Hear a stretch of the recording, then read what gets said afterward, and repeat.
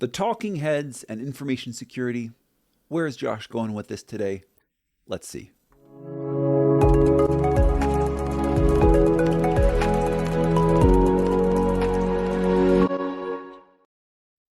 Okay, well, I think I'm titling this one Once in a Lifetime After the Talking Head song. It's kind of, it's that classic middle-age crisis song where you think about, what are you doing with your life? And that's where I feel like where I'm at with information security, but more importantly, where information security is as a industry. Because, it's not really, it's kind of a youngish industry. We don't have the age. It's not the mathematics, it hasn't been around for centuries. This is all pretty, it's all relatively new. And a lot of times I find myself questioning, are we doing any good? And especially when you have things like ransomware being one of the biggest problems. Here I am talking about the minutia of physical electronic systems. And people are dying because of ransomware. So, it's sometimes good to question, hey, are we on the right path? What are we doing? How do we think about it? What is information security? And on that note, there is, guys, I get all of the magazines, so you don't have to. IEEE Security and Privacy. It's a little academic for my blood, but it's not too bad. It's not too bad. It has some industry side. It's not quite as industry as Circuit Seller, although my friend Colin O'Flynn, he constantly publishes in that one. That one's a little too industry. It's a good blend. Okay, but anyway, there's a article here, a view of security as 20 subject areas and 4 themes. It's more exciting than it sounds. And I'm going to spare you, and I'm going to break it down. But one of the things they did, which I thought was super interesting, is they talked about, hey, and this is a question that, I go to, 2019, I'd be going to all these parties everywhere. I was at all these parties. And people would ask me what I do. I would try to say information security, and they're like, what is that? And what is it? What is information security? There's so many things here. How do you break it down? And I liked how the author broke it down in here. So let's go to the purple board. Check it out. Okay, so they broke down information security into this kind of quad chart here. So if we think of it here, like as this is what are like the 4 areas, they came up with like four different areas. They said, hey, we've got this quadrant 1, and this quadrant 1 is basically software security, right? So software security. So they kind of broke things down in here to authentication, PKI, AppSec. This is in this quadrant. Okay. Quadrant 2, they broke things down to security engineering, networking, and hardware. Engineering, networks, and hardware. Okay. And then here they have, hardware, physical, all the kind of typical network packet stuff. Okay. That's in Q2. Q3, what do they got going on? They got IT operation, incident response, and recovery. Okay, and then in Q4, not quarter 4, quadrant 4, security and society and human organization. So society, human ops, and this isn't social engineering. This is like legal, compliance, privacy. Now, the thing is,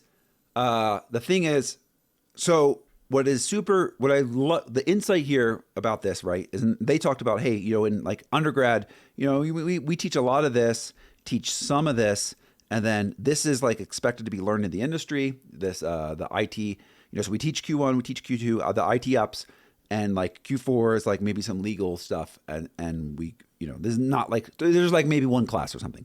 Okay, so the heavy, aspect in undergrad in the pipeline is on this Q1 aspect. Now, but what I find interesting about this demographic is I spend basically, most of my time in this Q2, of which there's a sub bullet of like hardware and cyber physical security. So, right, that's like where most of my attention is spent.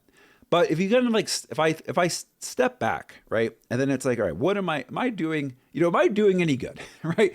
Am I living a life worth leading? Because these are questions which I think people should actually think about, right? And what is information security? What are we trying to do? It's on one hand, you can really, if I drill down this one area over here, then it's like, all right, I'm, hopefully I'm making a dent in this area. I'm helping this, this in this Q2 quadrant.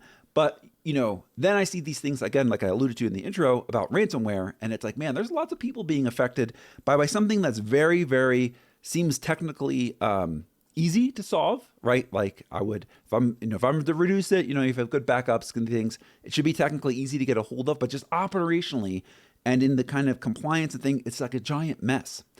And so these are things, what I like, the article didn't really get into this, but what I like about this kind of thinking about security and this holistic is that it really, it's really easy to lose the forest from the trees, so to speak, right? Because it is, even if I'm trying to help a client with, so here's a classic one that comes up. I try to help a client with a product, and it's really easy to focus on all the product security features.